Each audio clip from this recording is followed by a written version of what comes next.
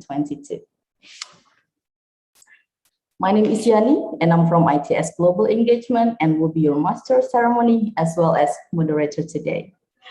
Ladies and gentlemen, today our sessions would be with special speakers. I'd like to say hi firstly to Mr. Ahmad Junaidi from Monash University. Hello, Pak Junaid. Hello, Bu Yani. Nice to be here. How are you? It's I'm really very nice well. to have I'm you. very well, thank you. Thank you. It's really an honor for us to have you. Thank you. And I'd like to also say hello to Mr. Marlou, Jade, Eliab from San Pedro College. Hello, Yani. Nice meeting you. It's my pleasure. I welcome all the students for this guest lecture series. Thank you, Mr. Jade, for your valuable time to be with us today. Before we start our agenda, ladies and gentlemen, here are some technical rules for all participants. First, please adjust your name or ID screen using the format name_campus. Second, during the lecture, please turn off your microphone and only turn on the microphone when the moderator gives the chance. Third, please fill your attendance at the link provided in the chat room. And also, this is a reminder for all participants who wish to get a certificate and stamp. Please fill in the attendance 15 minutes before the session starts. The fourth, participants who wish to ask questions during the question and answer session, please send your question to the link later provided by our committee in the chat room. And then you can also not only sending the question in the chat room, but also can ask directly by using the raise hand feature later. Ladies and gentlemen, today's GLS on SDGs will present two topics. The first one is entitled Non-Technological Approach to Increase Reading Speed. That will be delivered by Mr. Ahmad Junaidi from Monash University. The second topic entitled The Global Interstate System of Peace, Justice, and Strong Institutions, which will be delivered by Mr. Marlou, Jade, Eliab from San Pedro College. We will have both lectures first, and then each lectures will be 45 minutes each, and then the question and answer session will be afterward. Now, before we proceed to the next agenda, let me introduce our first speaker. Mr. Ahmad Junaidi is a PhD candidate in Monash University, Australia up to now. He completed his master's degree of applied linguistics in University of Adelaide, Australia. He also completed his bachelor degree of English language education in Universitas Mataram, Indonesia. Up to now, he's also an Indonesian language editor and contributor for Tongues multilingual magazines, as well as also a lecturer in a university in Indonesia, Universitas Mataram. Also a founder and director of Jade Foundation. Now, without further ado, let's invite Mr. Junaid. Hi everyone. Assalamualaikum warahmatullahi wabarakatuh. Waalaikumsalam. It is an honor to be here. Thank you very much for having me. Institut Teknologi 10 November, Indonesia. Today, I'd like to present something that has something to do with achieving our goal, number 4, quality education. But let me first share my screen for that. It's very safe. Sorry.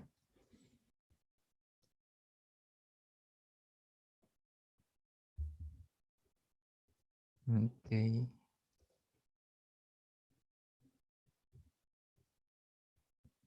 All right, can everybody see the screen? It says it is starting, but not yet showing. Okay. Oh, wait. Your screen sharing is paused. Can I just, okay, wait. I'm gonna stop sharing now. I'm gonna do it again. Yes. How is it now? Yes, we can see it perfectly. Thank you. Okay, all right. Right.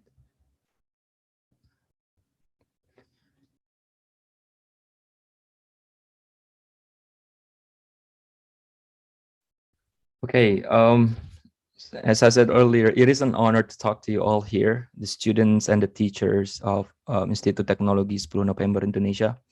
Some of my friends are also here. Thank you very much. And this is the title of my presentation. It is not exactly like what it was advertised, but it is very close to it. It's about handling the Matthew effect in Goal 4.6, achieving the fundamentals of learning and paving the road to the achievement of Sustainable Development Goals 4.6 in the context of low technological access in Indonesia. I will talk about what Matthew effect is, how it relates to developing the fluency of reading, which has something to do with how to improve the quality of education and how the quality of education can improve the quality of life in general in Indonesia.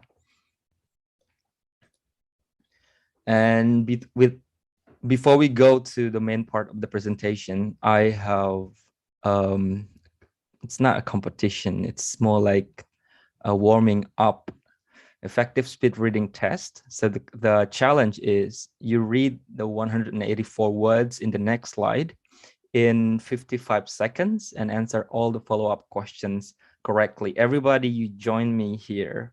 I'm gonna set up my time here. 55 seconds. You guys ready? Okay, wait, stopwatch, timer. Okay, so the moment I move to the next slide, you start reading and I will stop when it's 55 seconds, okay? All right. So Bu Yani, I use you as my standard here, so I can only see your face, okay? Right, so you give me that, okay? So, let's start. 1, 2, 3.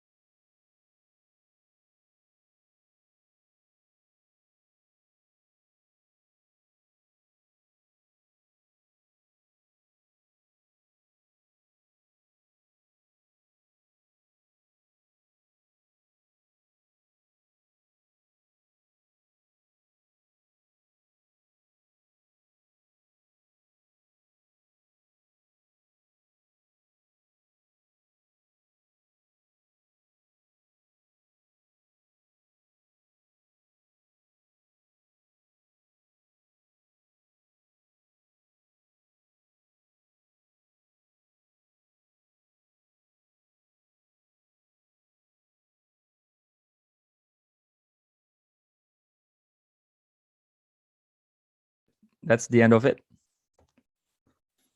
All right, let's just move to the next. Now, based on that reading, please answer the questions. Try to get the whole questions correctly.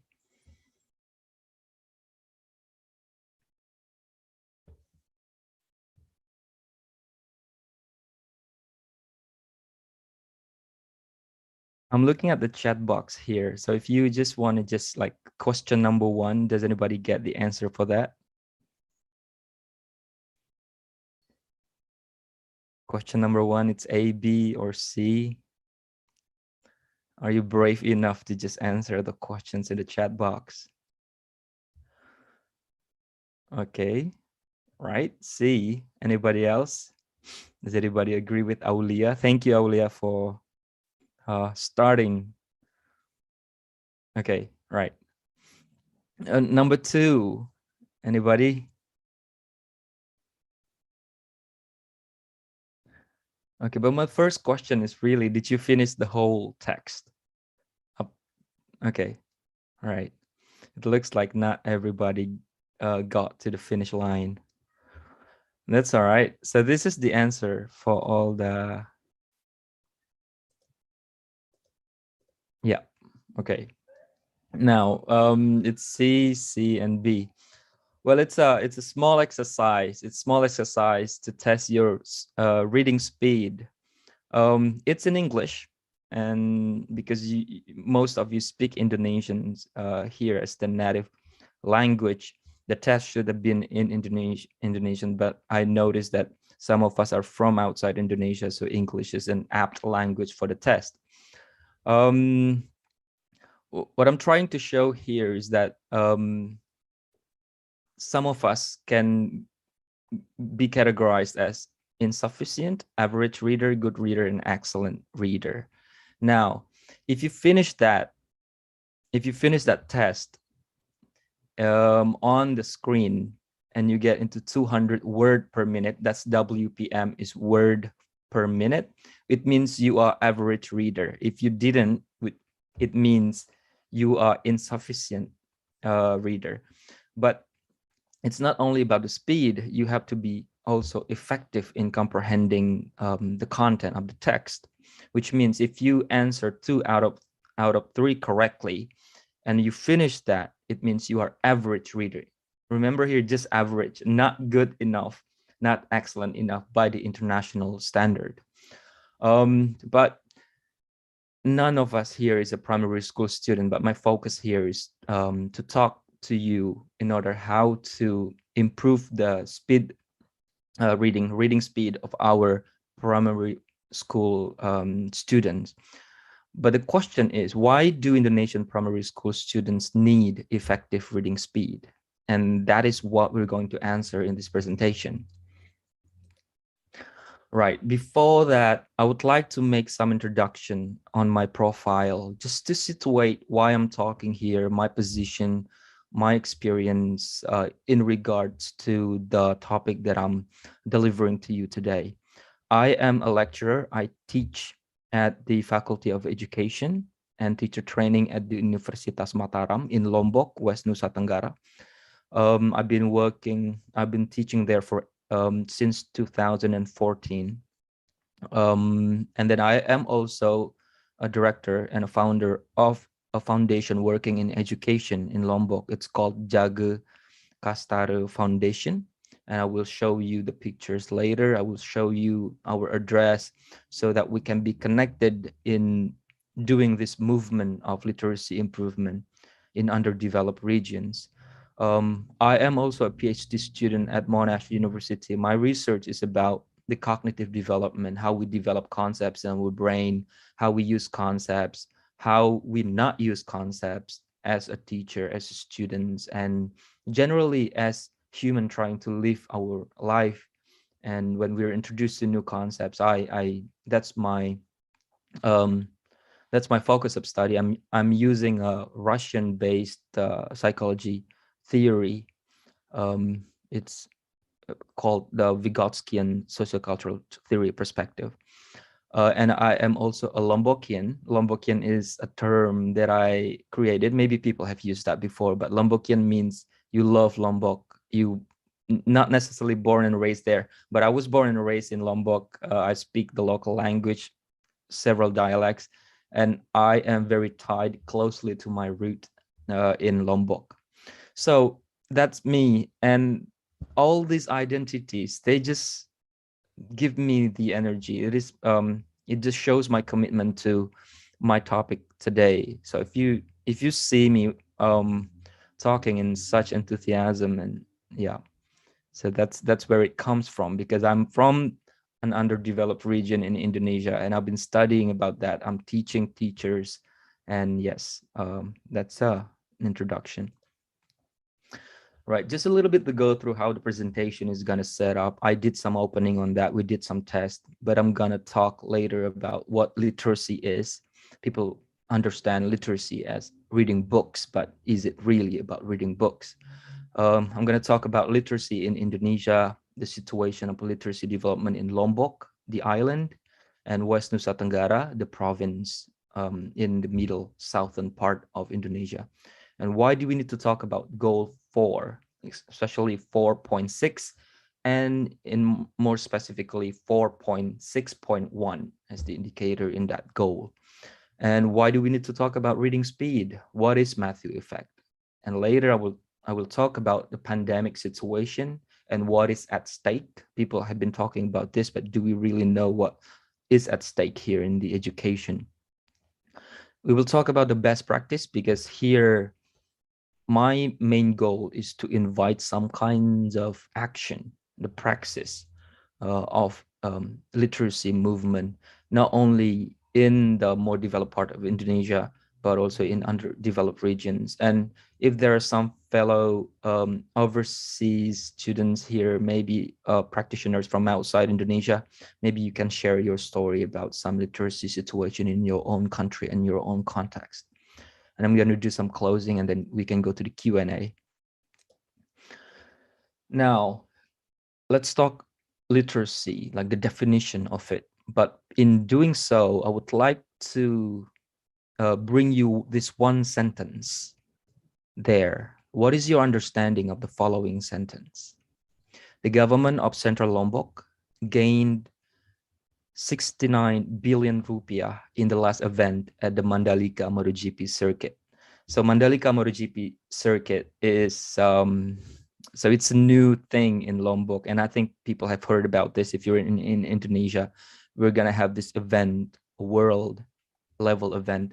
And last time the government did initial event. It's not MotoGP, but it's also racing, and then gained 69 billion in the last event. Now, literacy means you work at 3 levels when you read this. When you comprehend such sentence like this, you have 3 levels. The first is the basic literacy. What it means is basic literacy, you know that 69 billion has 9 zeros in it.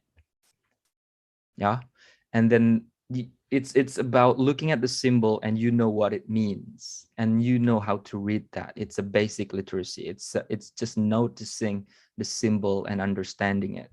But the functional literacy, we move a little one step up. It's knowing how to divide the 69 billion into a table of division for a budget allocation presentation.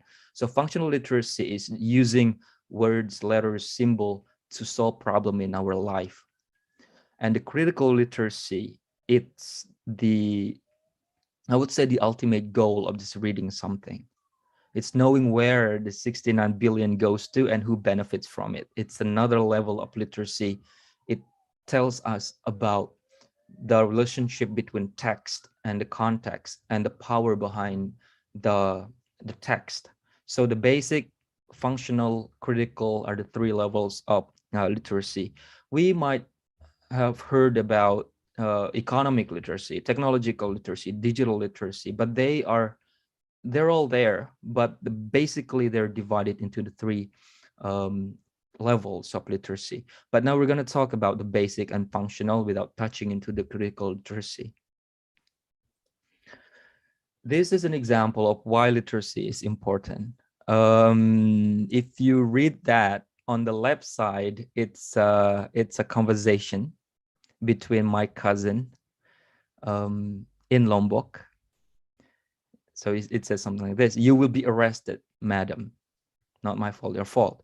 So she was scammed by somebody on the internet. But then I have to give some appreciation here, but because she was able to use Google Translate to communicate with the scammer. So she was asked to send some money to pay for a package coming from outside, because her husband is in Saudi Arabia working as a TKI, a migrant worker. Now, she told me that she was scammed by somebody who claimed to be FBI agent. Now, the thing here, maybe the basic literacy is good, but what she missed is you can actually find information on this on the internet. You know when somebody is scamming you just by typing on the internet, and you know whether a number is a scammer or not. We can use these resources. So starting from here, it just emboldened my commitment. Okay, so people need to read, people need to know resources. and it's already the victim of that. All right, so that's why literacy up to the functional level is important, not just the basic one. This is a situation of the literacy in Indonesia. Just like many other things in Indonesia, it's always not very good. We rank 71st out of the 77 countries in PISA. PISA is the program, international program of students assessment. It just measures the reading, science, and mathematic capabilities of the 15-year-old students in a country. And our score is 371. And what does this mean? When our score is 371, out of 10 people, only 3 of us can read the graphic of yearly national debt, for example. So if somebody brings you a graph for the 15-year-old students, only 3 of them will succeed in reading that effectively. And of the 10 people, only 4 can explain how the rainbow occurs. Now, maybe all of us here, like not many of us know how rainbow occurs, but that's just how they measure that. And we were at 397, our score in 2015. Now we are at 371. What it means is, let me say this first. I don't really care if our rank is low, because as other countries proceed or progress, we also progress, but our rank will just stay there. But what matters here is that we cannot even beat ourselves. We don't get better. We get worse in this measurement. And apart from the pros and cons of whether PISA is a good measurement scheme. So basically here, we need 60 years to get into the average of OECD countries. 60 years. That's even worse than the pandemic situation that causing learning loss. Right. So this is what it looks like, the PISA test. People talk about PISA test, but they don't really know what it looks like. But this is what it looks like in Indonesian language. So if you try to answer the question there, apa maksud pertanyaan di kolom tidak, I think the answer is D, untuk menentang pernyataan bahwa HP berbahaya. I'm sorry for the non-Indonesian speakers out there, but you will get your test later. Right, it gets more difficult. Yeah. So now you see why we need to read a bit faster here. Like there is an effective reading speed, because when they do tests like this, they are expected to just read something effectively in a standard time frame. This is what it looks like. And it gets more and more complicated because you have to compare number 1 and number 2. I'm not sure we want to answer the question here now because it's going to take us some time, and I'm already 18 minutes on the presentation, but I did the test and the answer is C. Okay, right. It's a little bit difficult for me, let alone for our 15-year-old friends. Right, this is an easier one. This is the question in the math. So that's designed on computer, printed on paper. How will it look like on a t-shirt? Yeah, so the question shows a new design just printed onto the paper. If anybody wants to just answer the questions there, you're welcome to do so. Right. Now, another number from Indonesia and the comparison between the developing regions, the developed regions, and the underdeveloped regions. This is the data from the national examination, Ujian Nasional. Apart from the pros and cons of national examination, at least it gives us some picture on the situation of the inequality of quality on our education. Only 4 of the 34 provinces had an average score above the minimum passing score of 55. So here, Riau, Central Java, Yogyakarta, and Jakarta, they scored very well. And East Java, I mean, East Java here doesn't make the cut there because East Java score, if I'm not mistaken, is 53. So only 4. It shows that even in our own standardization, only 4 provinces having that above the average score.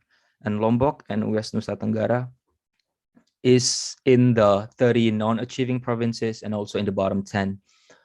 I'm going to keep bringing up Lombok and West Nusa Tenggara here because I'm talking about the underdeveloped regions here, where the technological access is very, very limited. For those who doesn't know where Lombok is, that's Lombok. That's a nice map showing Bali very clearly. And maybe in about 5 years, Lombok's name will be there just as much as big as Bali's name, because now we're having a lot of opportunities of development in our region. Right. Maybe you've seen this picture, this picturesque blue sea, green hills, touristic region. And I was born and raised in this region. And you may know this as Mandalika Zone, where the upcoming MotoGP will be held. There is a lot of going on. There's a lot of things going on this island. The visits to the island has increased dramatically. And with the COVID, of course, it's decreased. But even in the COVID situation, I think it's going to have more visitors coming.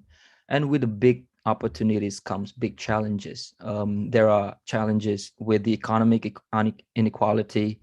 Also, we have problems with the environment. I think half of the fresh water springs on the island have been lost in the last several years because of the development.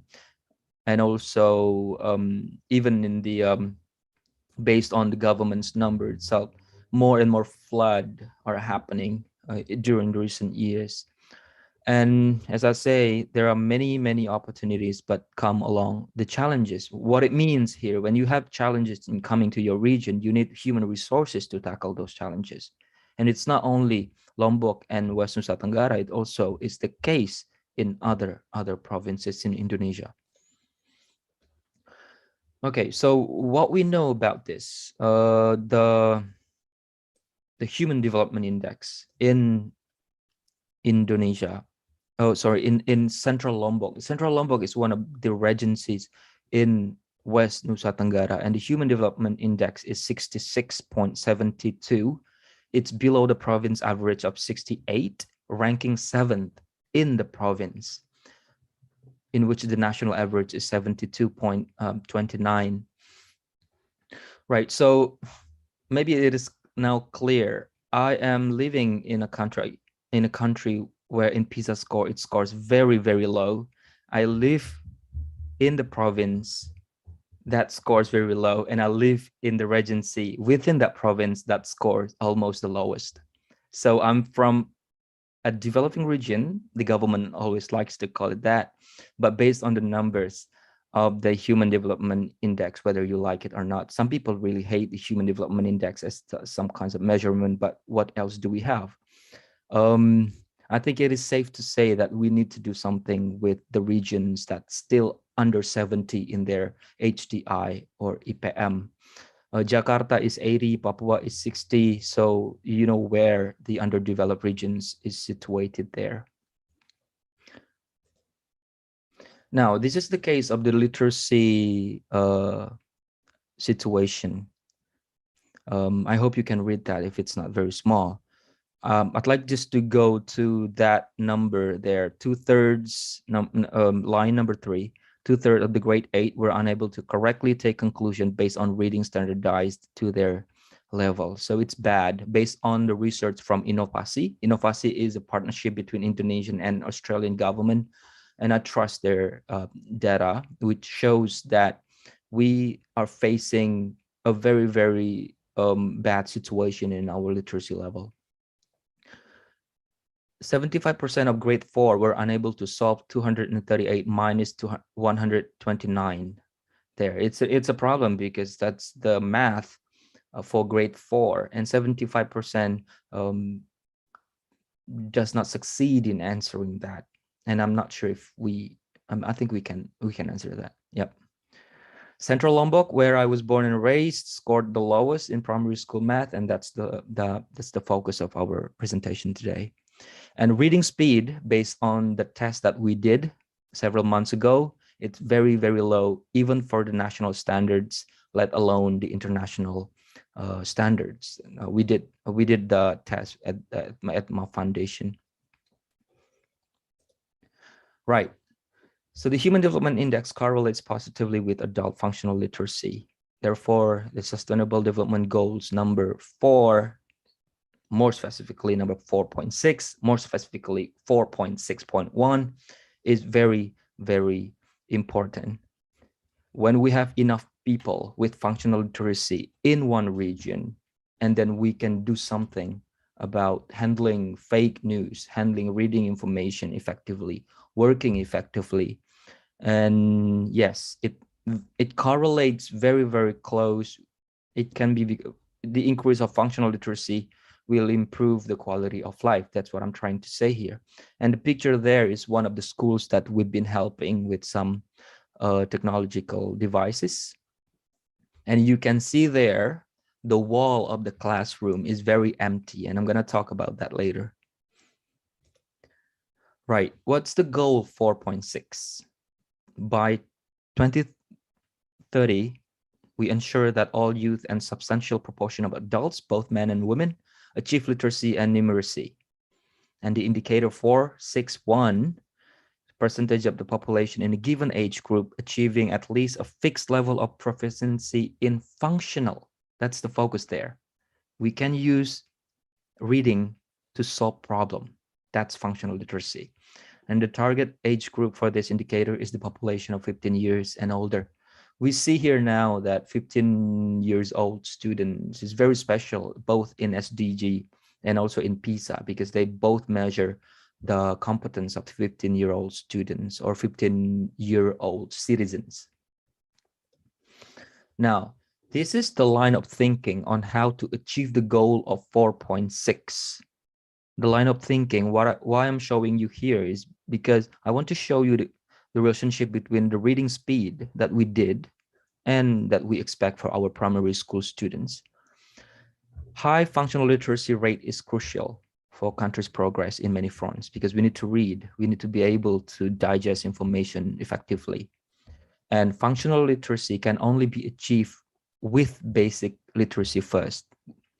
And basic literacy has to be manifested first, and the reading speed correlates positively with basic literacy. And then the reading speed is very low in some regions in Indonesia, including in West Nusa Tenggara. But one might ask, why do we need reading speed? Why do we need to read fast for primary school students? Remember, primary school students. But before that, I'd like to talk about the Matthew effect. I mentioned this. The Matthew effect, it was coined by a sociologist named Robert K. Merton and his wife in 1968. And the Matthew is from the biblical part there about the story about the rich and the poor, if I'm not mistaken. And the Matthew effect is about the rich get richer and the poor get poorer. When children fail at early reading and writing, they lose the chance to catch up with their capable peers. So let's go back to our primary school years when we were at SD. There are friends who maybe didn't make it to the next grade, tidak naik kelas misalnya. And then maybe they were a bit slow compared to you. And then they just seem so slow in other subjects too. But we don't realize that it's because, let's say he was poor and he got poorer because nobody cared enough about getting him out of that hole. So that's the Matthew effect. Good reader improve at faster pace and poor readers improve at slower pace. So that's why we say in Matthew effect in education, the smart students get smarter and the slow students get slower. That's the situation. That's what we don't want. And this is a book. This is a wonderful book by Abhijit Banerjee and Esther Duflo. For people who look for inspiration, they are husband and wife. The Abhijit Banerjee is a PhD. No, the Esther Duflo is the PhD student, and Abhijit Banerjee was the supervisor. And they wrote this book, Poor Economics, and the book won Nobel Prize in economics.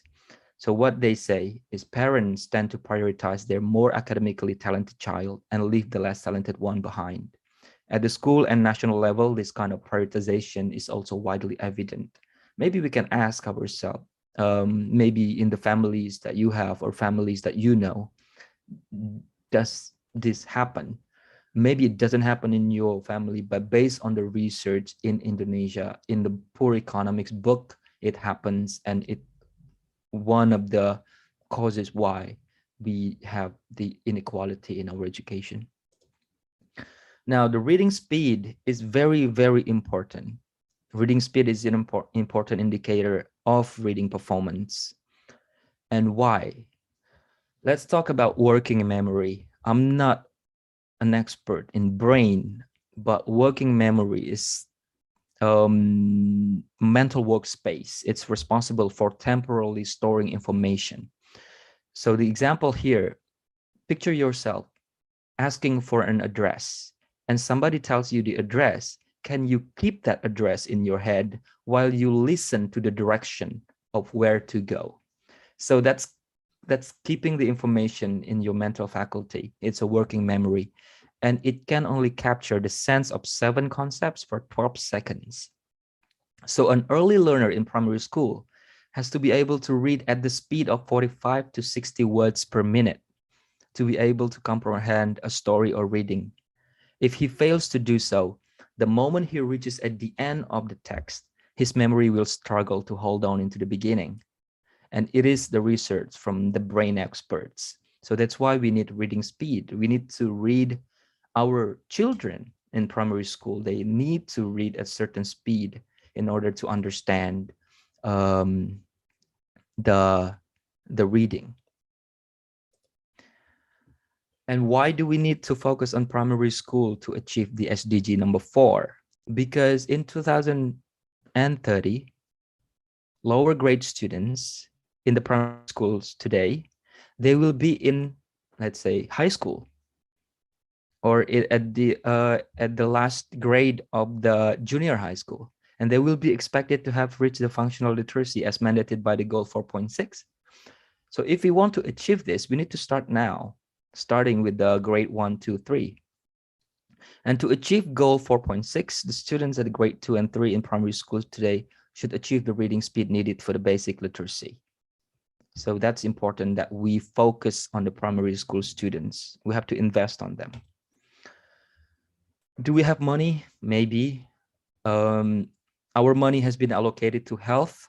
Yes. And with the current world problem with the security, maybe our Ministry of Defense will ask for more money and it will reduce the budget for education. Everybody is racing with their arm race now. So, but I say we have to invest in it. Why? Because investing in literacy, it correlates to the national economic growth, both basic literacy and advanced literacy. So we need to invest money on this. Now, the pandemic time, we've heard a lot about learning loss equals earning loss. The World Bank has a very special look into this. They calculated that if we lose 10 points on Pisa because of the school closure for 4 months, they will lose $249 in their future annual individual earnings. So we can invest money on this and avoid this from happening, but it's a long way to go.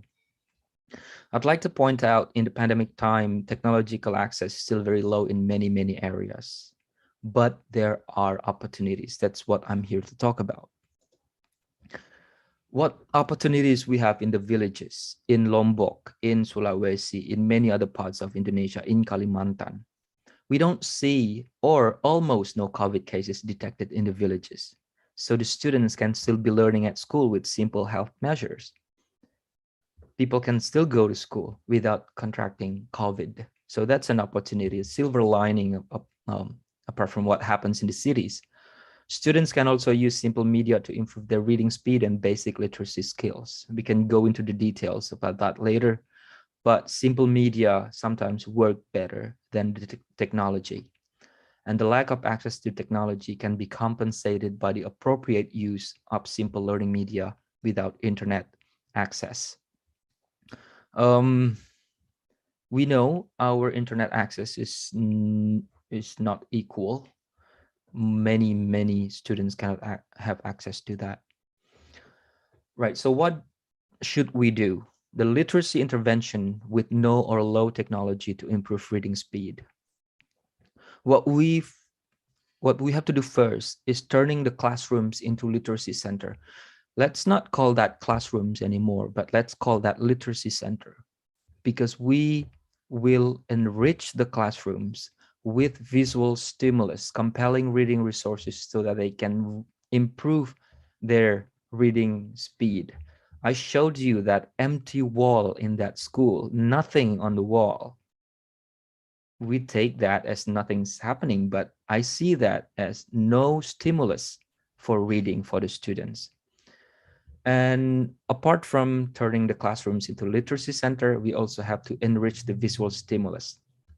We have to devise the quick, simple, but effective diagnostic test for the students' literacy level. Why? Because we need to know the zone of learning. Not knowing their zone of learning, or what we call zone of proximal development in some theory, it's just gonna make us not knowing what to do. Implementing literacy intervention. This is the core. We know what to do, and then we do it with teachers for sure. Trained teachers. And we should conduct assessment and evaluation, because the process has to be closed with some kinds of evaluation, to know whether it works or not. And this is what we do in the classrooms. Using the space in the classroom, we will with the dedicated and trained teachers, we can do some activities like this. Let's start with the first, the timed reading. We did that in the first, so you can do that to your children. You can do that to your adik, sepupu, ponakan. You can ask him to read, and if he doesn't reach 45 words per minute, you help him to reach to that stage, because that's going to help him with understanding the text. There is this name in Indonesia called Professor Henry Guntur Tarigan. He is one of the biggest names in Indonesian literacy. He has that number 45. He even has this higher target for the first grade primary school. He says that a student has to reach 60 words per minute. So that's the time reading. Reading aloud, students like this. They like reading aloud together. And then it's gonna help them to relate the phonetic of reading and also the comprehension. We can also do games of words and symbols. There are so many creative activities that can be done using words and symbols in the literacy center or in the classroom. We can also play with the name tags on students. So imagine I'm your teacher and I'm gonna ask you to put some name tag here. And then I'm gonna write your name, for example, Jade or Ahmad or Yani. And then I'm gonna put it here. But the next day, I'm gonna change your name into something else, like, I don't know, Sudirman. Or I'm gonna change your name into Iron Man or what? Tony Stark. Why? It's a fun activity. And then at the end, students have to memorize the names of their friends. It's reading, it's fun, and when they have fun, learning can take place more effectively. Intensive treatment for slower students. Why? Because we need to avoid the Matthew effect. If we leave behind the slower students, they're just gonna be left behind.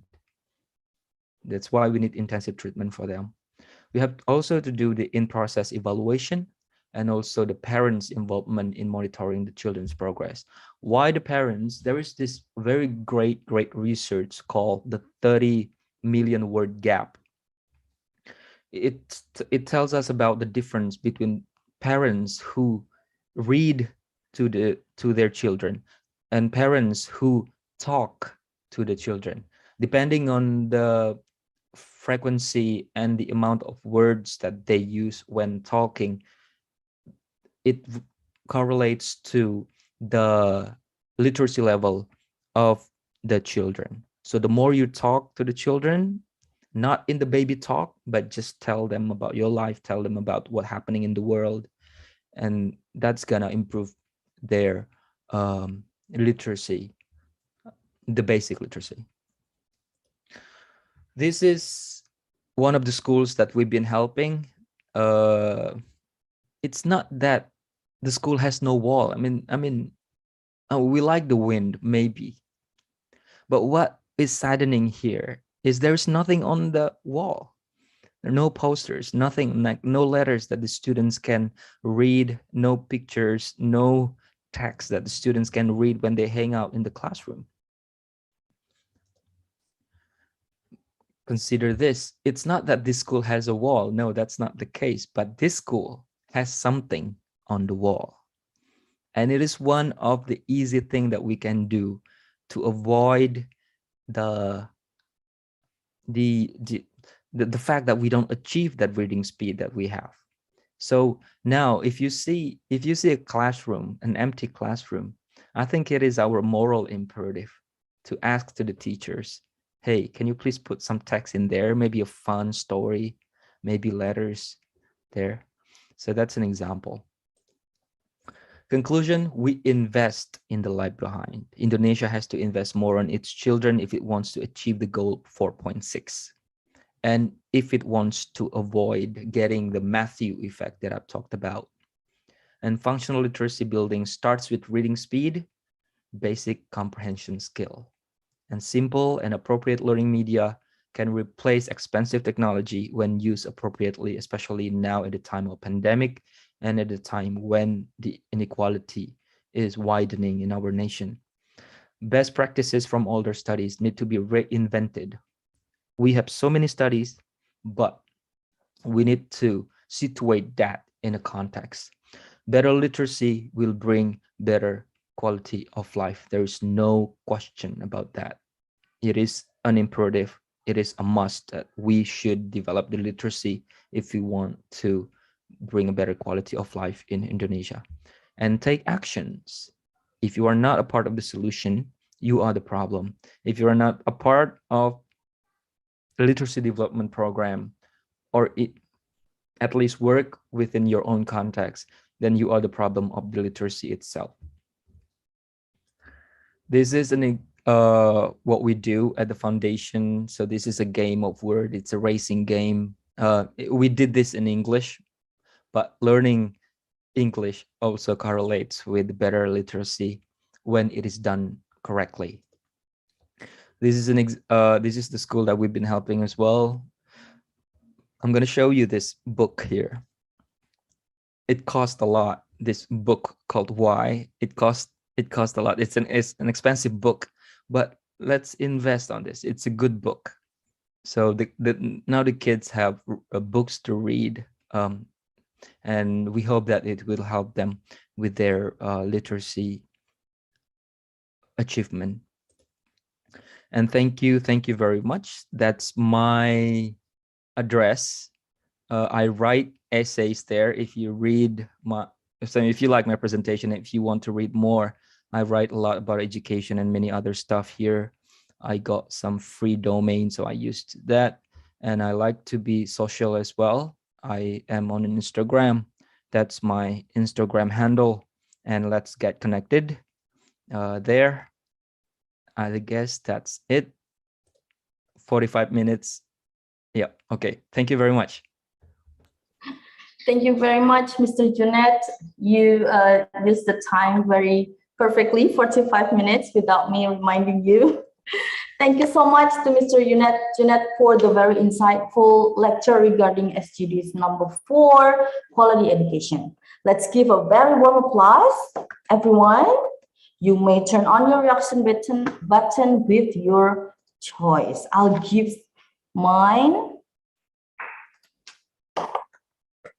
Well, thank you very much, Mr. Junaidi. For participants, please write down your questions through the link that has been sent to the Zoom chat box. We will have the Q&A session before closing the agenda or after the second lecture. Now we are proceed to the next agenda. A lecture by Mr. Marlou Jade Eliab from San Pedro College, entitled The Global Interstate System of Peace, Justice, and Strong Institutions. Before we have the lecture, let me introduce Pak Jade or Mr. Jade. Mr. Jade, thank you. Has a Juris Doctor degree in University of Mindanao College of Legal Education up to now, and he also took and completed his Bachelor degree of Arts in Political Science at Holy Cross Davao College. And up to now, he is a full-time lecturer in San Pedro College. Without further ado, let's invite Mr. Jade. Thank you for the introduction. Welcome, students, and to my co-speaker for this afternoon. Nice meeting you all. So my discussion or lecture will focus on the following parameters. Number one, the specific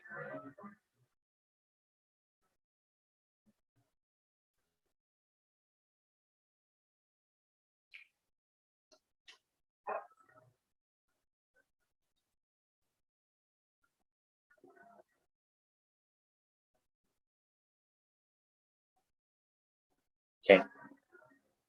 So the parameters of my lecture will focus on global governance and justice institutions. But before we proceed to the meat of my discussion, let's know about the objectives. Number one, we will learn about the concept of global interstate system, its dynamics, relevance, and use, equip knowledge on the importance and objectives of world government. Third is understand the commitments of the member states in the international community. Fourth is realize the significance of the UN on the political issues involving the government of the member states. Okay. So participants, I want you to use your chat box and discuss, or rather describe in one word, the picture shown in the screen. I'll give you 30 seconds to do it.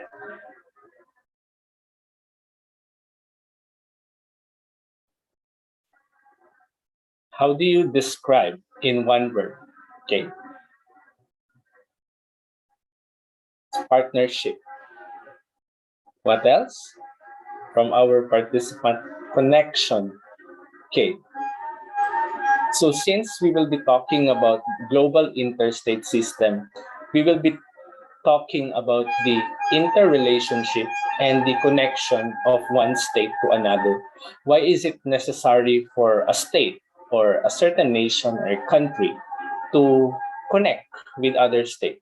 Why is it that there is a need to engage in a bilateral talk or perhaps in a multilateral talk with another country or within the region, such as, for example, in our case, we are members of the Association of Southeast Asian Nations.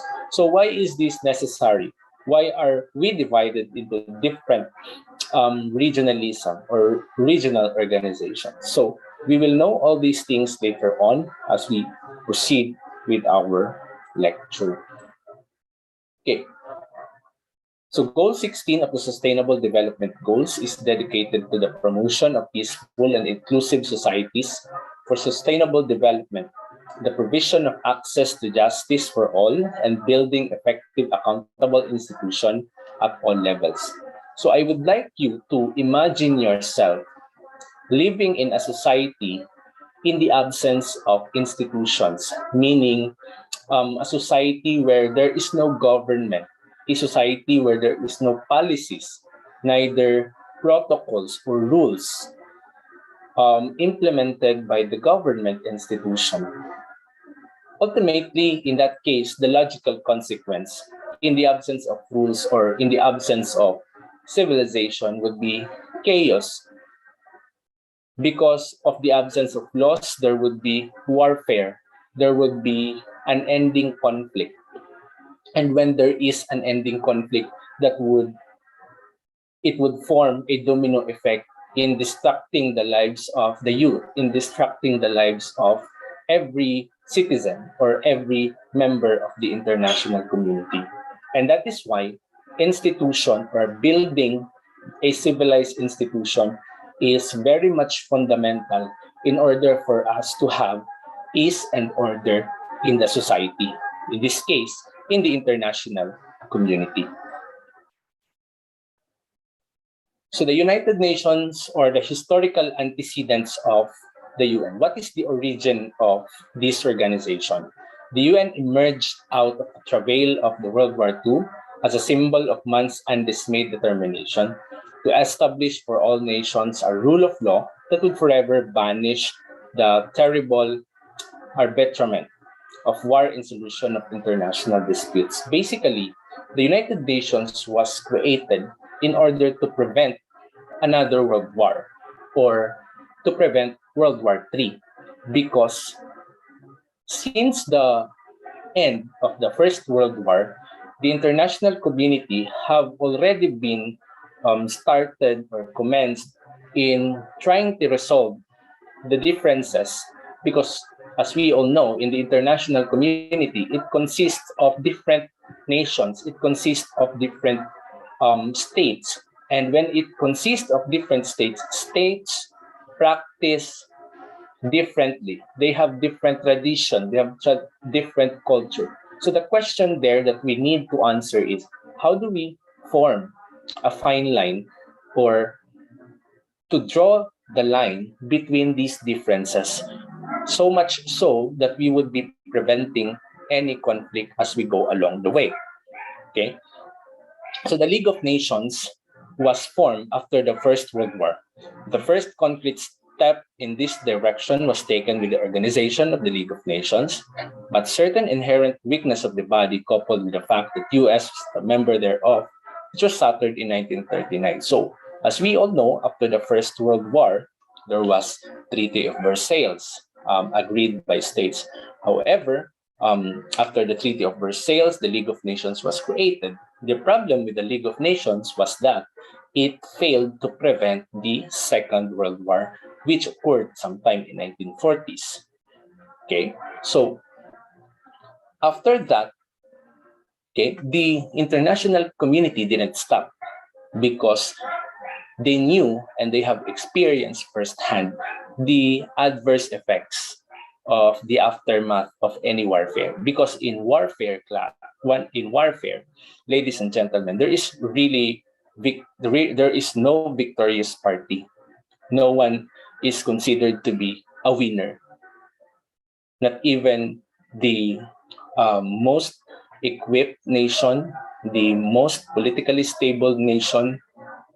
In warfare, you will equally suffer the aftermath of this phenomenon. So, London Declaration in 1941 was attended by several members of British Commonwealth and a number of government exiled. In 1941, President Franklin Roosevelt and PM Churchill signed the Atlantic Charter, which expressed their hope for a peace which will afford to all nations the means of dwelling in safety within their own boundaries, and which will afford assurance that all men in all lands may lead out their lives in freedom from fear and want. Aside from the United Nations, I believe Professor earlier mentioned about the World Bank, because World Bank and International Monetary Fund, as well as the GATT, or now the World Trade Organization, were likewise created after the Second World War, because these financial institutions were created to resolve the economic crisis, the economic problem. On the other hand, in order to resolve political conflict, United Nations was created. On January 1, 1942, declaration by United Nations signed by 26 countries, and the signatories all pledged to employ their full resources against the Axis power. So they really did well in, as much as possible, preventing another conflict, because conflict usually is the reason why there is failure of politics, and when there is failure of politics, that's when warfare comes in. And you know, our discussion this afternoon is very timely because, as we all know, and as you read the news, watch on the news, there have been a lot of issues with respect to geopolitics, international politics, and whatnot. Okay. In the Dumbarton Oaks proposal, where the blueprint of UN was initially drafted in a conference in Washington, it was here that the Security Council was conceived as the key body of the UN, because later on we will be talking about the different organs of the United Nations and what are their specific functions. Or in the case of regionalism, what is the role of regional organization insofar as attaining peace and order in the international community. So from that onset, resulted the United Nations, which is a body possessed of not only juridical, but also of international personality and vested with the prerogatives normally pertaining only to sovereign states. So what is the UN Charter? The UN Charter is the most important and the fundamental document in the international community. It is treated as both as treaty and a constitution. It is a long document with 111 articles beside the preamble and concluding provisions, and includes the statute of ICJ with its annex. So when we talk about United Nations Charter, it delineates the rules, the policies of the UN. What are the limitations and the exercise of the power of the permanent members of the Security Council, such as United States, France, Russia, Great Britain, and France? What are the limitations of their powers? How about the permanent members? How about the members of the General Assembly and whatnot? Article 103 of the Charter provides that in case of conflict between the obligation of the members of the UN under the present Charter and their obligation under any other international agreement, their obligations under the present Charter shall prevail. In short, the UN was created in order to provide a guideline to all regional organizations or every member in the international community that you should follow international customary principles, because in so doing, we will be able to prevent warfare, we will be able to prevent conflict. That's why the UN is there to establish these principles, that when, for example, you create a regional organization, the provisions of regional organization should be consistent to the principles of international law.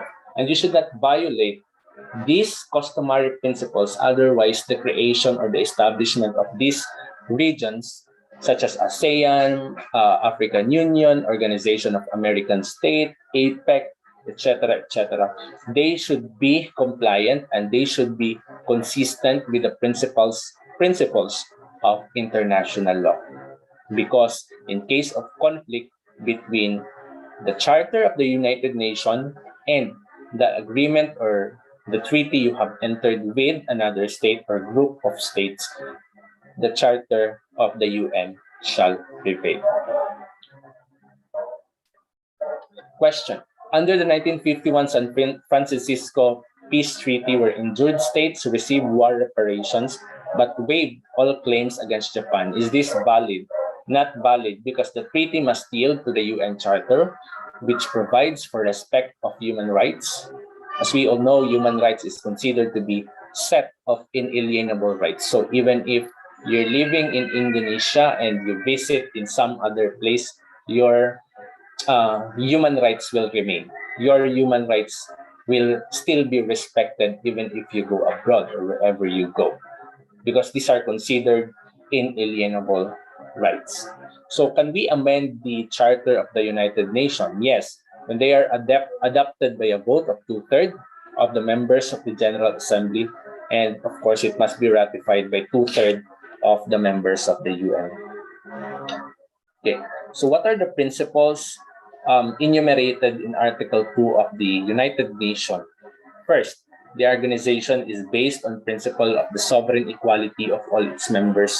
So in international and in the eyes of international law, regardless of your territory, no matter how small, no matter how big, regardless of your economic success, regardless of your political success, you do not have the right to intervene with other states, because in the eyes of the United Nations, we are all considered equal. We are all considered independent and sovereign equals in international community. All members, in order to ensure to all of them the rights and benefits resulting from membership.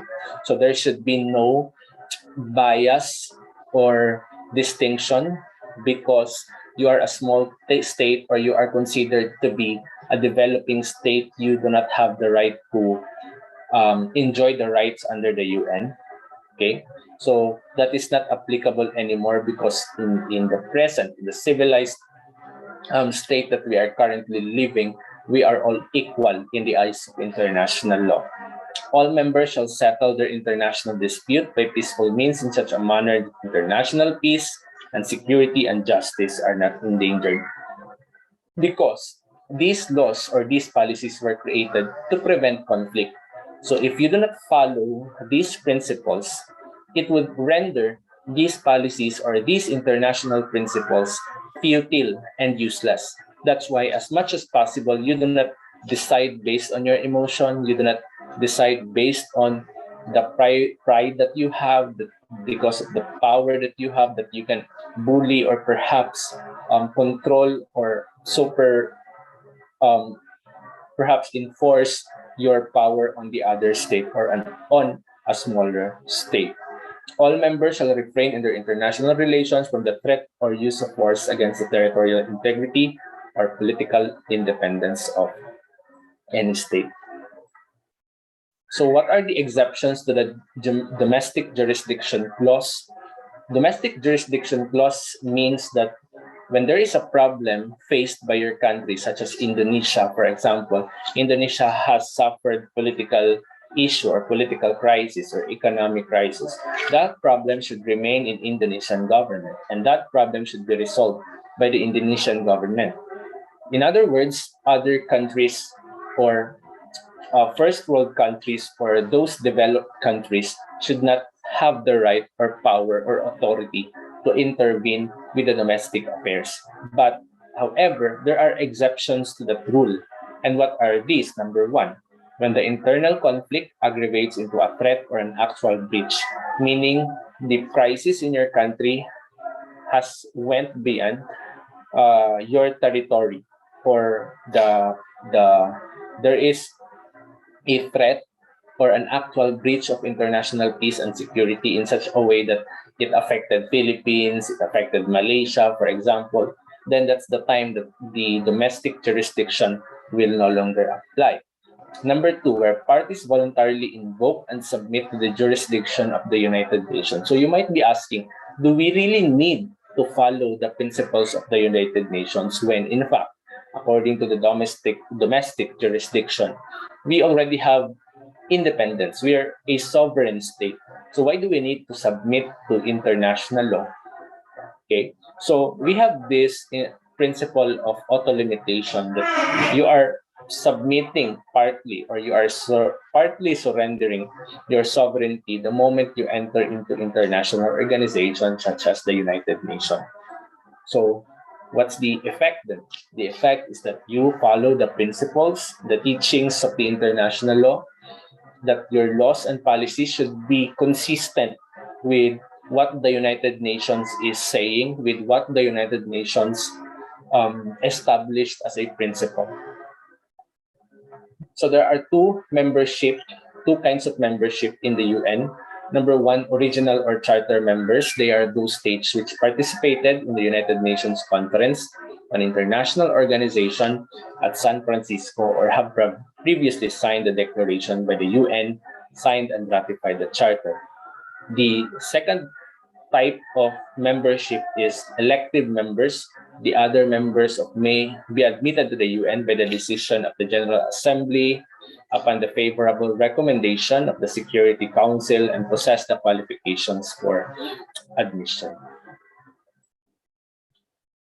So what are qualifications to be admitted in the United Nations, to become a member of the United Nations? First, you must be a state. When we talk about state, you must have complied with the 4 elements of becoming a state. And what are these? We have people, there must be people, territory, government, and sovereignty. These are the most important elements of being a state.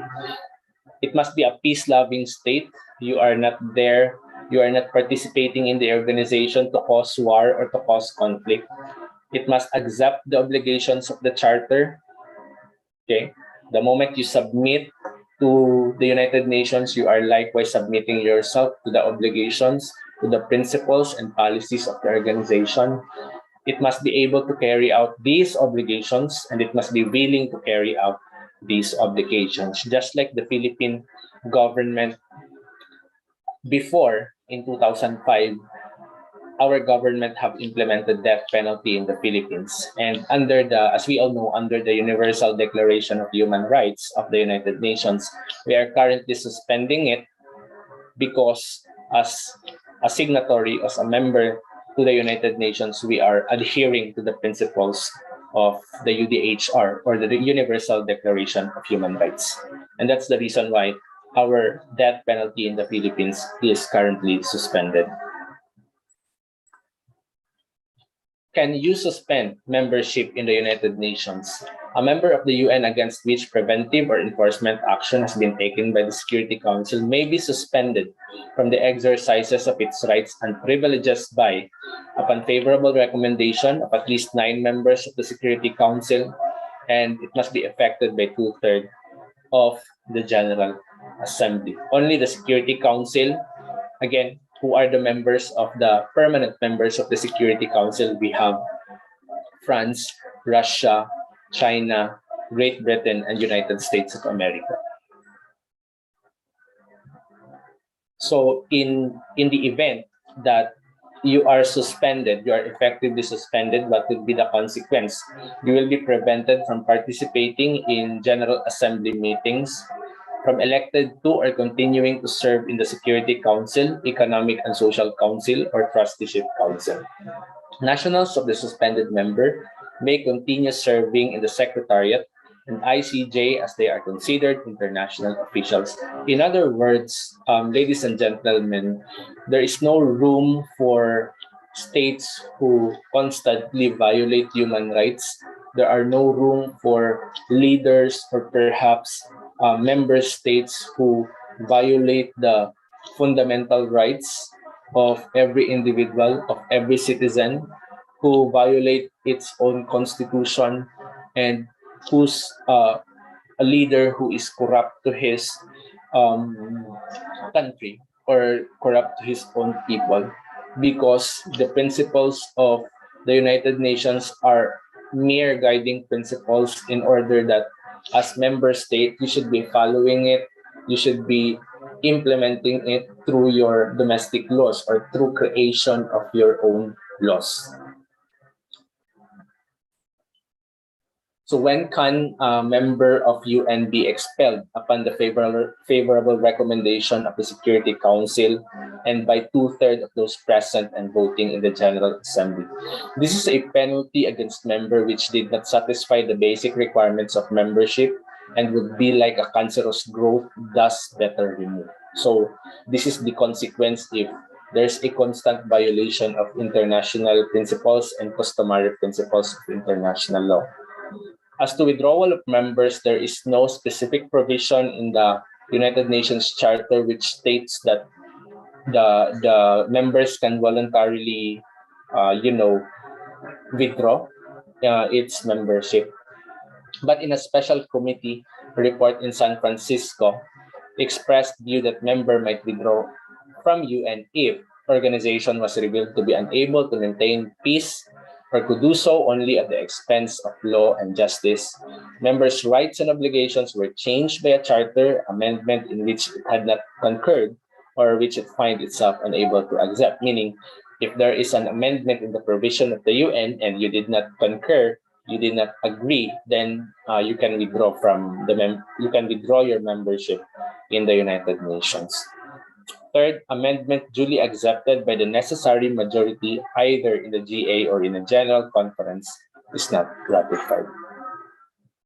Now we proceed on the organs of the United Nations, and let's talk about the current issuances of these organs.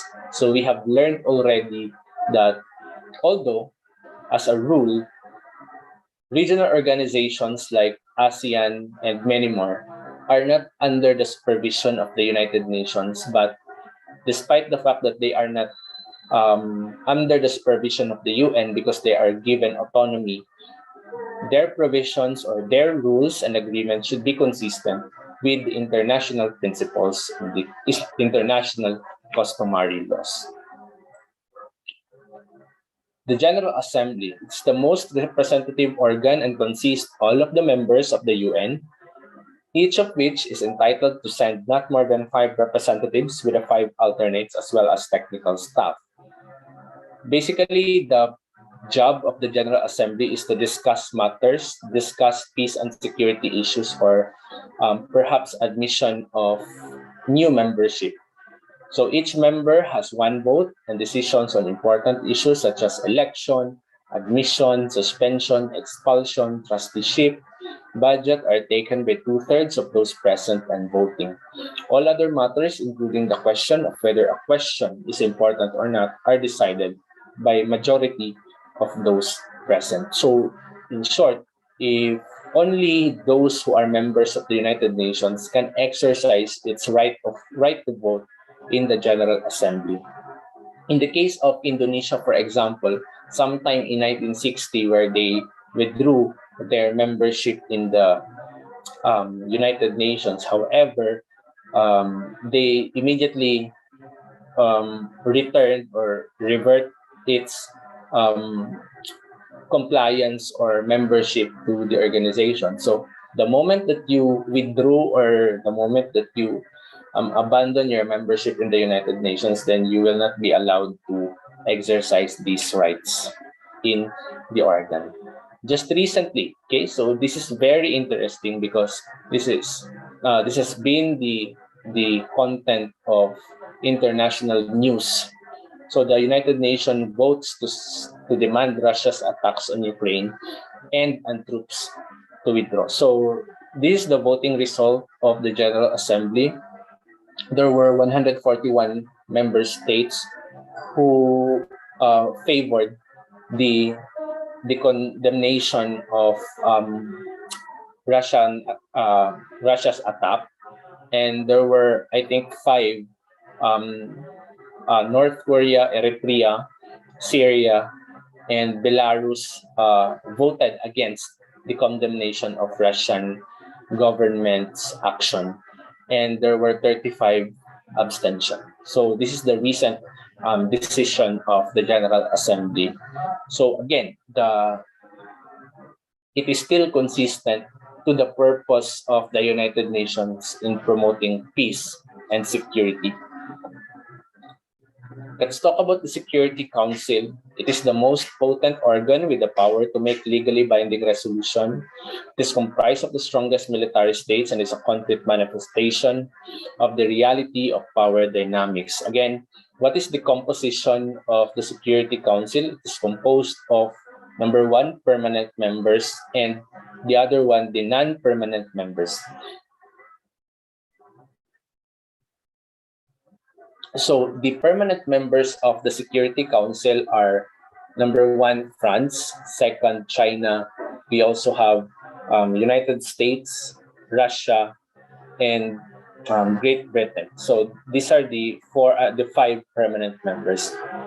Now, The General Assembly can deliberate and discuss on certain issues of the United Nations. However, they can only give recommendations. Now, the question is, who decides on behalf of the United Nations?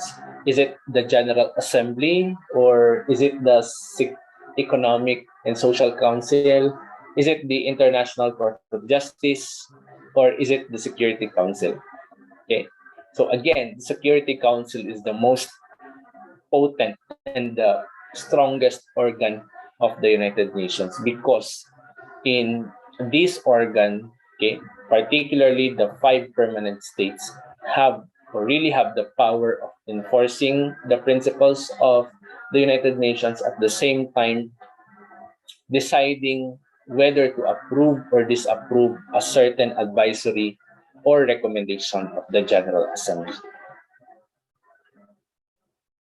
Let's distinguish peacekeeping versus peace enforcement. When we talk about peace enforcement missions, this refers to coercive invasions of countries by a UN-authorized force intent on eliminating or mitigating a threat to international peace and security, while peacekeeping missions are negotiated between the UN and states or other parties and have the consent of the government in the state where they are operating. So in peacekeeping missions, there is negotiation between UN and the state parties or those states involved in a conflict, while peace enforcement do not necessarily need to undergo negotiation, because they immediately invade and coercively invade countries who have suffered currently a conflict.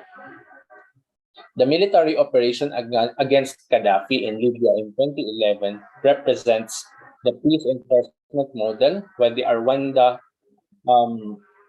mission from 1993 to 1994 is an example of a peacekeeping mission, at least at the start. Both operations were intended as responses to threats to international peace and security, and they include demands by the Council that states involved comply with certain conditions set out in the Council's resolution. So this is the composition of the non-permanent members. We have 5 from African and Asian states. We also have 2 from Latin American states, 2 from Western European states, 1 from Eastern European states. So they are not eligible for immediate re-election. They are based on geographical distribution as a recognition to the relative importance of the areas affected in the maintenance of international order. Okay. So a permanent member is enabled to case a veto and prevent agreement in a non-procedural question, even if it's supported by all the other members of the Security Council. So if it enforces laws or punishment, perhaps against a certain country who have violated the principle under international law, then the Security Council will vote on it, and all the 5 members should exercise this vote. Okay. The Economic and Social Council has the primary objective of advancing the economic, social, and environmental dimension of sustainable development.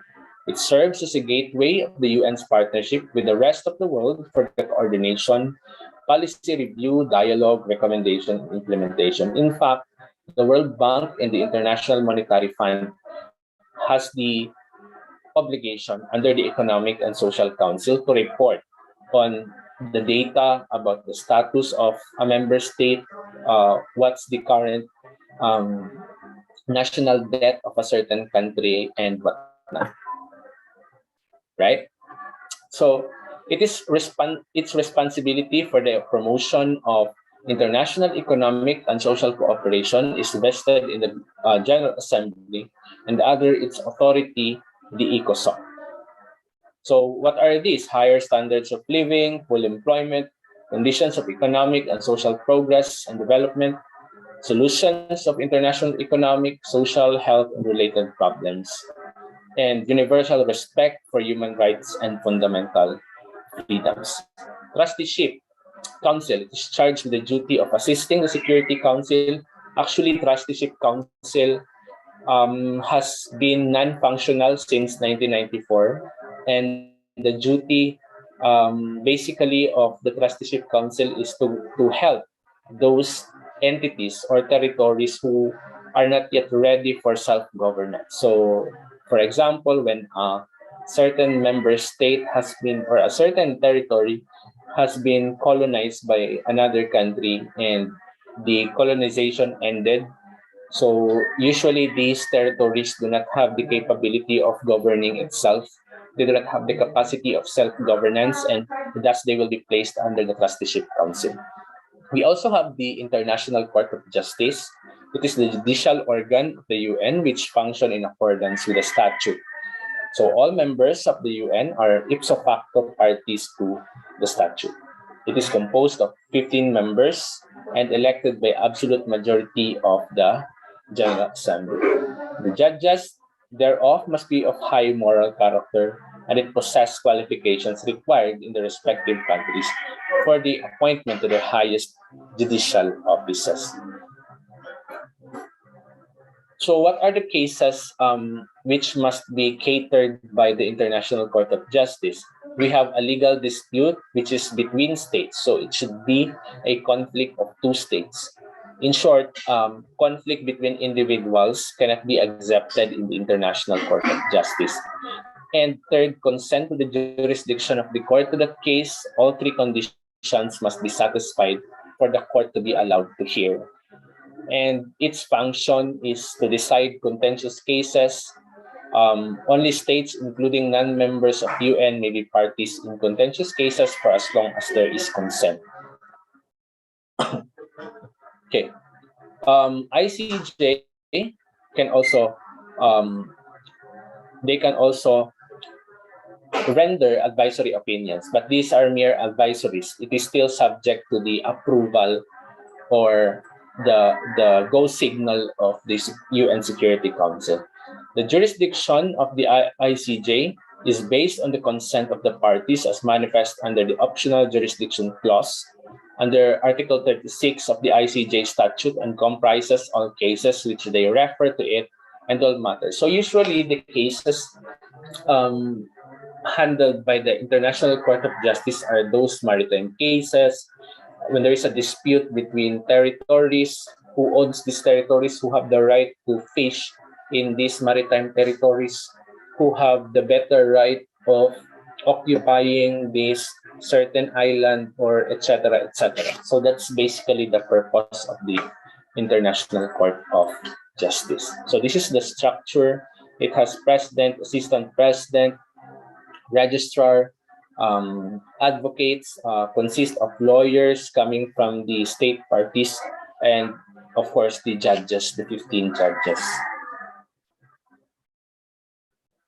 The ICJ statute provides that jurisdiction comprises dispute concerning interpretation of a treaty, any question of international law. That's why when, for example, the Association of Southeast Asian Nations will have its issuance, for example, or it has entered into a multilateral agreement or treaty, then it should, of course, it should be very careful that the provisions in that agreement should be consistent with the provisions of the UN. Okay, so this is the recent ICJ issuance. That's the allegation of genocide under the Convention on the Prevention and Punishment of the Crime of Genocide. So currently, the International Court of Justice is conducting an investigation over the alleged crime of genocide against the Russian government. That's, of course, due to the Russo-Ukrainian crisis, that one we are having. Okay, this is my last topic. Okay, ICJ is different from International Criminal Court because usually people would sometimes use interchangeably these terms, but International Court of Justice is under the United Nations. It's one of the organs of the UN. But International Criminal Court is a separate entity. It's an independent institution. So they are exactly different from each other. So in ICJ also, it caters only cases between states. So it's a state versus state, while in the International Criminal Court, its concern is for the prosecution of individuals, such as, for example, the violation for crimes against humanity, war crimes, genocide, crimes of aggression, etc. Okay. So I think I would end my presentation there. Thank you. Thank you very much, Mr. Jade, for the very enlightening lecture regarding SDG 16, Peace, Justice, and Strong Institutions, bringing the topic Global Governance and Justice Education. That's a very, very, very interesting topics from both of our lectures today. So before we go to the question and answer sessions, let's give one more time a very warm applause for both of our speakers today by turning on the reaction button with your choice. I'll give mine hooray, because this is a very lovely day, very lovely Wednesday for all of us. So we actually have the questions from the participants through the link. I'll be happy to read them. So the first question addressed to Junaidi. So the literacy level have a correlation to the educational level. Meanwhile, the cost of education is really high. So in this case, in Indonesia, even there are a lot of programs to get to inclusive education. Not yet mentioning the price of books, and our teachers are really underpaid. Very good observation. So what do you think to cope with the problem? I mean, the connection between the literacy and the cost of education as well. Junaidi. Yep.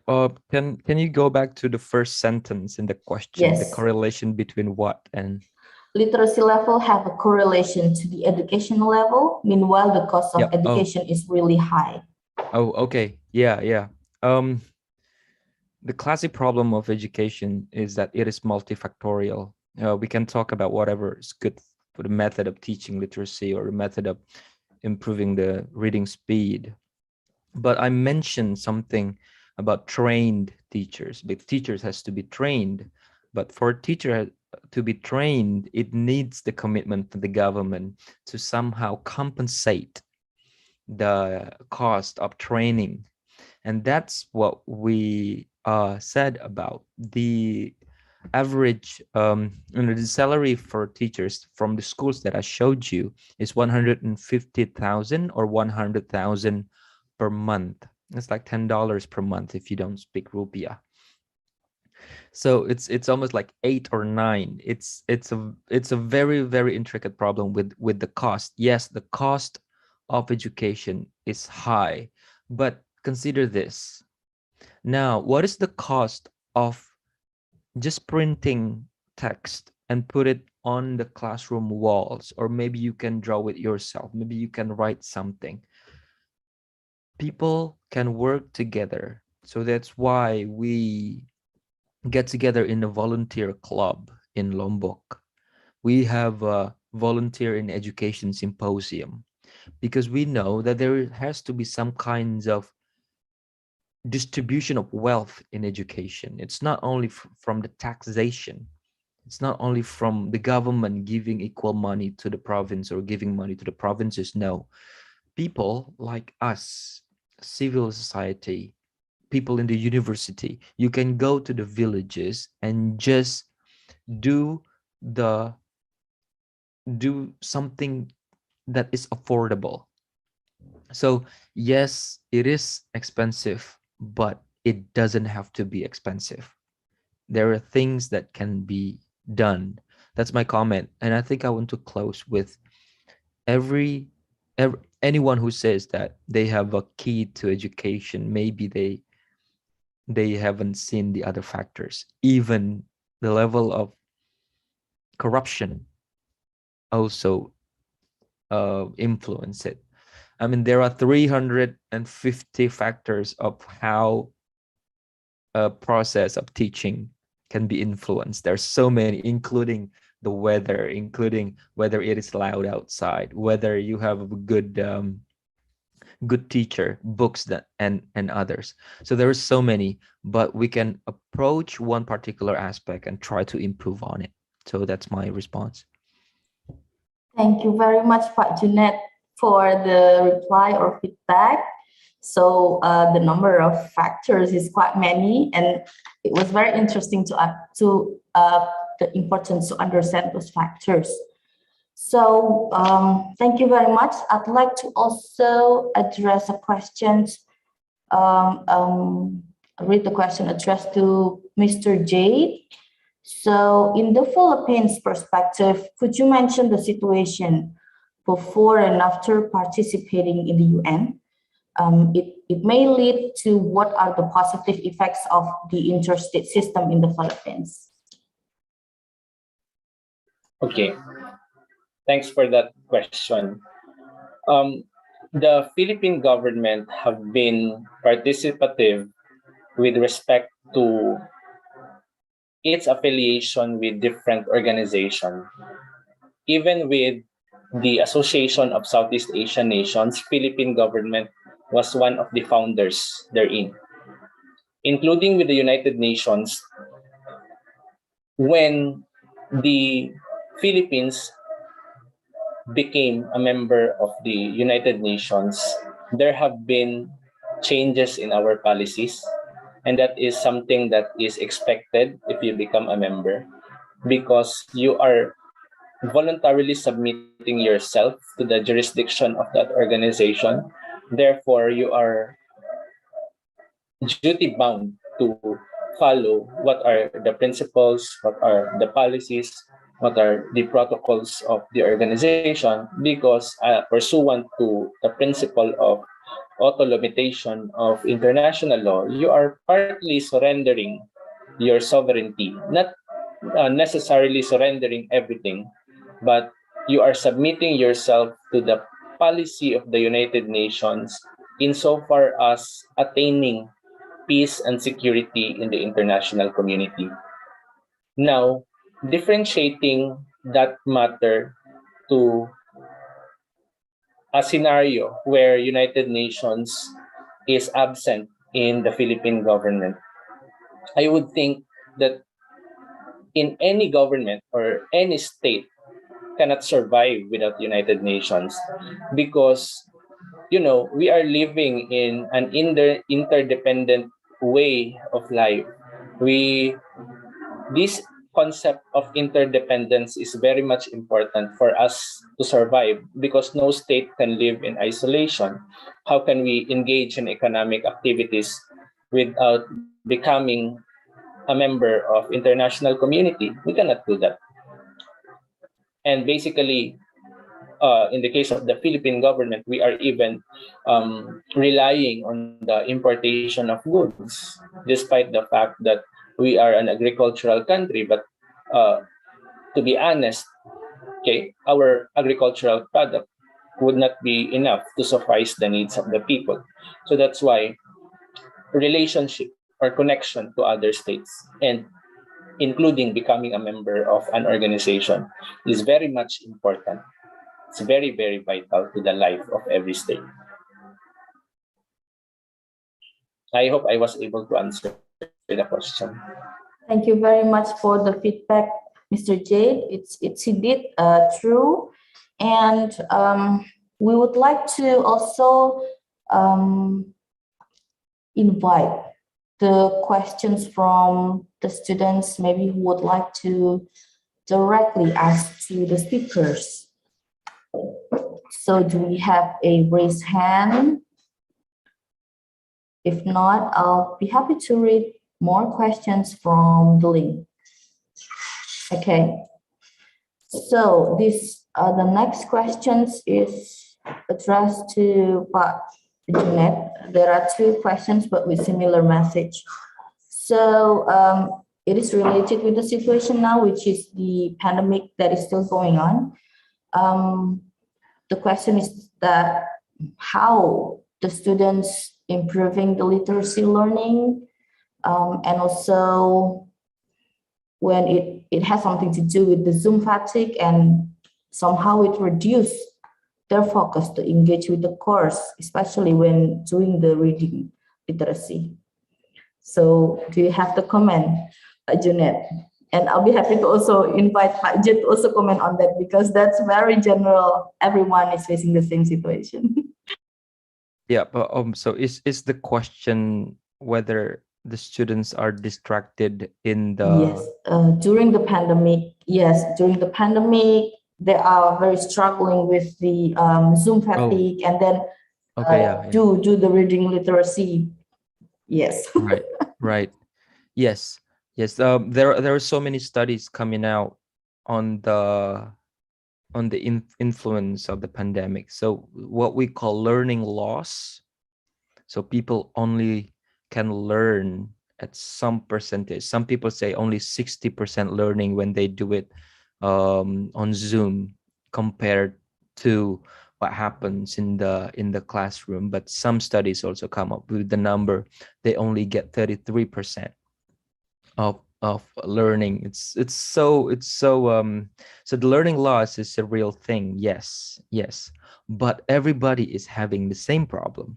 So in regards to the competition of getting the right one, we're having this widening gap between those who have the technologies and those who don't have the technologies. So that's again the Matthew effect is getting wider. But is it disturbing? Yes, of course, we know that. I mean, even now I don't get enough engagement from the audience when I ask questions on the reading text. In the classroom, you can always have that vibe, but it is always not deterministic. Like technology is never deterministic. It's something that you use as a tool. That's you use it and then you make use of it.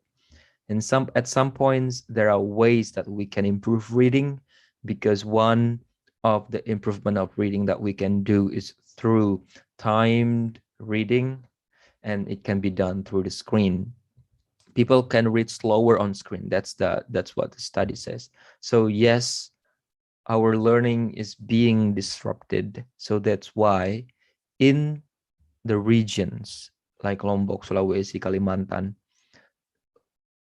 which do not have the same resources compared to the other provinces, they have to be assisted. They have to be assisted with the right treatment for the students, especially the primary school students who are in their critical years of learning. Yes, so that's it. So I'm inviting for everybody, just go to the next village and then meet the primary school students and see whether they reach that 45 words per minute speed. If they don't, you help. That's what we can do at this point. Yes. Thank you so much for the feedback, Pak Junaid. Indeed, it is a very challenging situation right now. So having a delay in the responding to the question delivered by lecturer, somehow it becomes another situation, whether it is because of the application or because of the understanding. So thank you so much. Maybe we'd like to also hear a short comment from Pak Jade regarding the situation, maybe similar situation in the Philippines.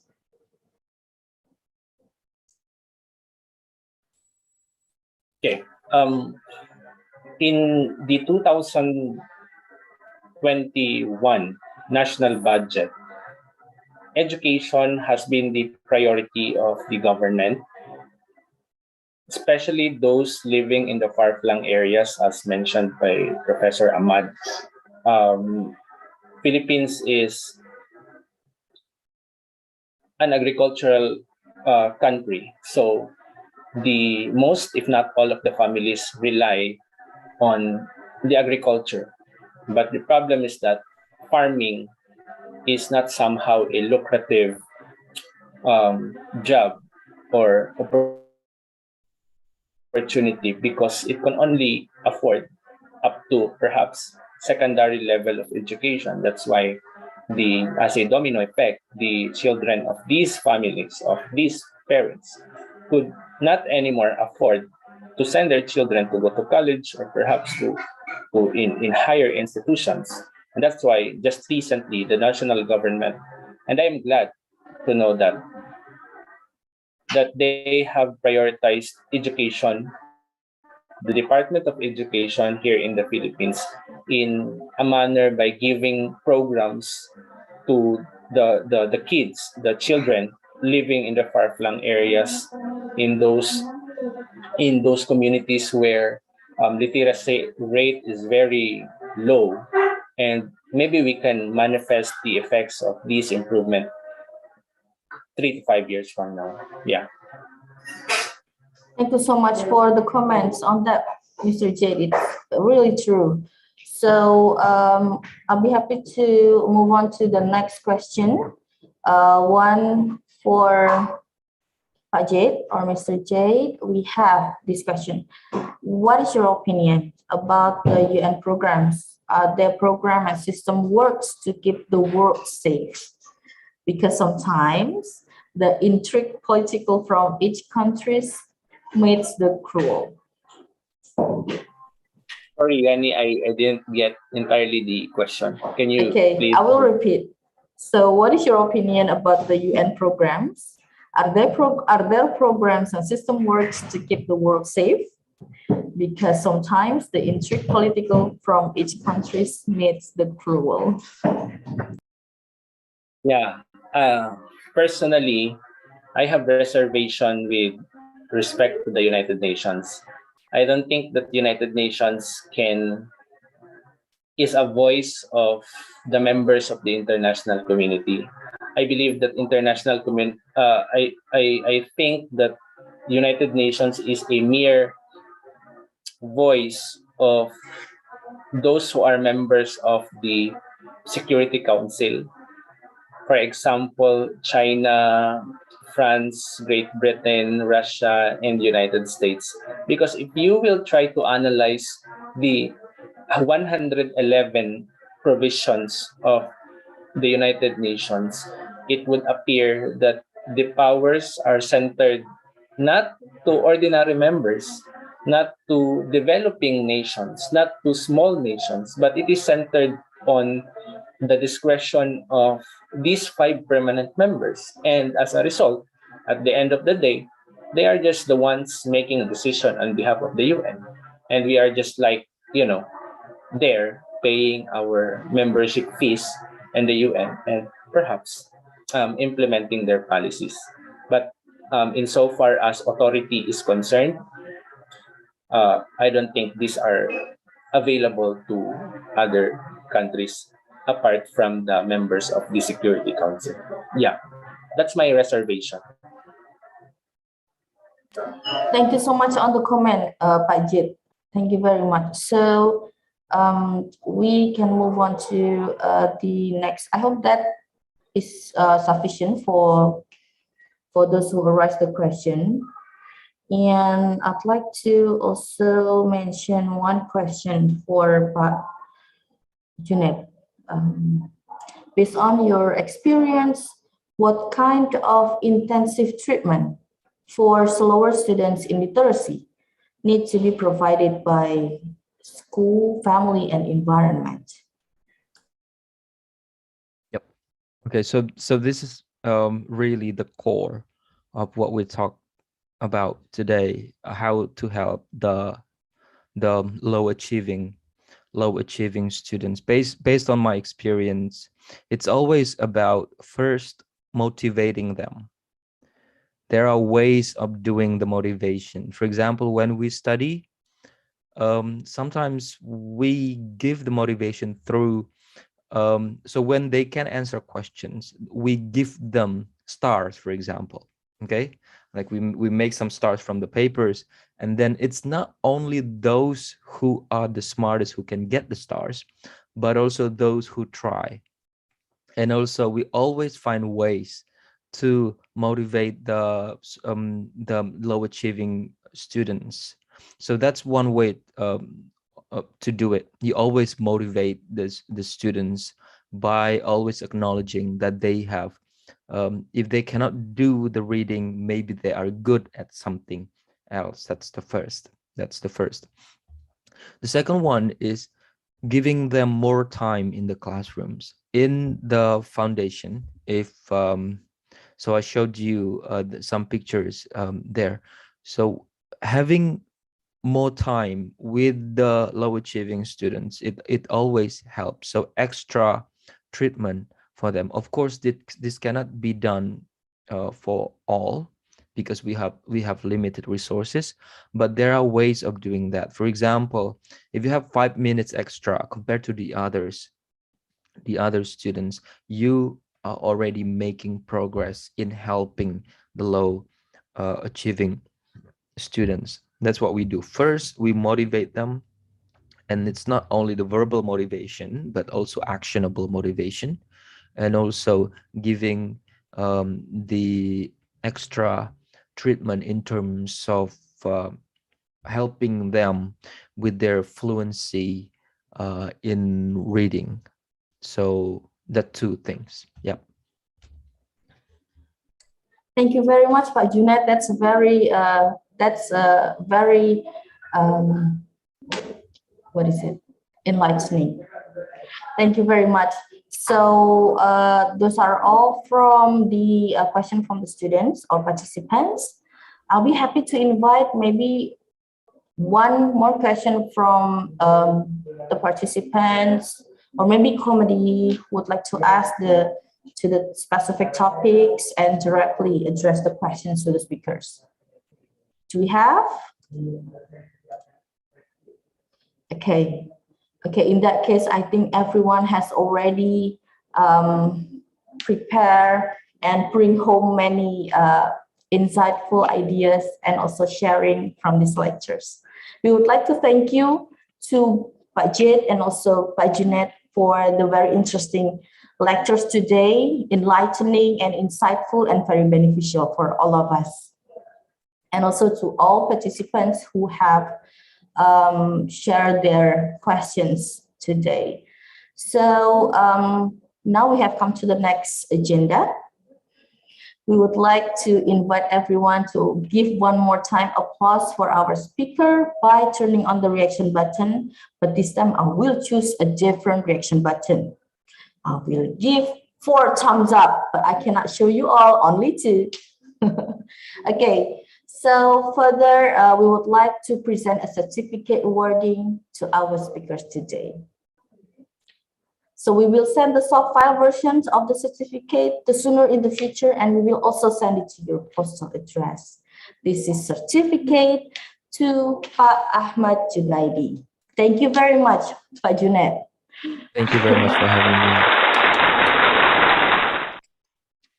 And we would like to also present the certificate for Mr. Marlou, Jade, Eliab. Pak Jade, thank you very much.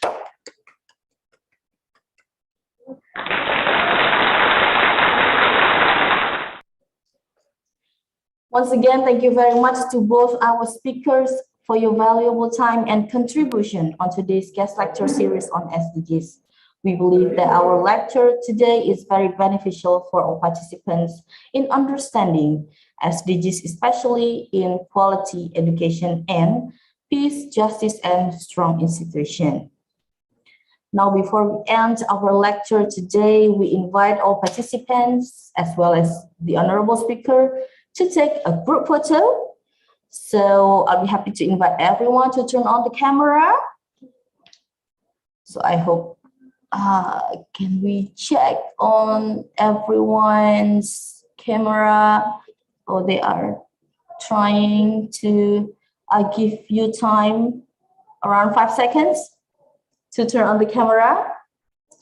For those who cannot turn on because of the internet connection, you don't have to worry. Okay, so I hope the committee is ready. And I'll count down the group photo session. The first page will be in 3, 2, and 1. Thank you. We go to the next page because we don't know in which page we are, so keep smiling. In 3, 2, and 1. Thank you very much, everyone. I'd like to remind for all participants, please fill in the feedback through the link provided in the chat room. And also, please be reminded that the participants who will get the stamp are the participants who come on time, join this event until the end, and also fill in the feedback form. Ladies and gentlemen, for the next week, we will have 4 interesting topics in 2 different streams. So as per shown in the screen, we will have SDGs on gender equality with Dr. Sharon Wilson bringing the topic gender equality and women's empowerment, and Dr. Tania Islam with the topic of gender as a social and cultural construct. And then we will also have SDGs on reduced inequalities with Ms. Lanifel Marlou, and the topic is efforts of local government units in the attainment of the UN SDGs. And also we have Dr. Jonel Pineda Lanada with the topic of social and political marginalizations of civil society groups, the Philippine experience. Looking forward, right? So tomorrow is the day. Finally, we have reached the end of today's guest lecture series on SDGs. Once again, thank you very much to our honorable speakers today and all participants for the kind attention and cooperation. We hope to see you again in the next meeting. Don't forget to follow our social media on Instagram at ITS International Office and our Facebook, ITS International Office, and keep updated of our programs. Ladies and gentlemen, please stay safe, stay healthy, and enjoy the rest of the evening. Terima kasih semuanya. Pamit. Terima kasih Pak Bye, Junaid. thank you. Thank you so Thanks, much Jade. Pak Jade. Bye-bye. Nice meeting you. Nice meeting you, man. Yeah, thank you. I will end this session in 5, 4, 3, 2, 1, and see you tomorrow.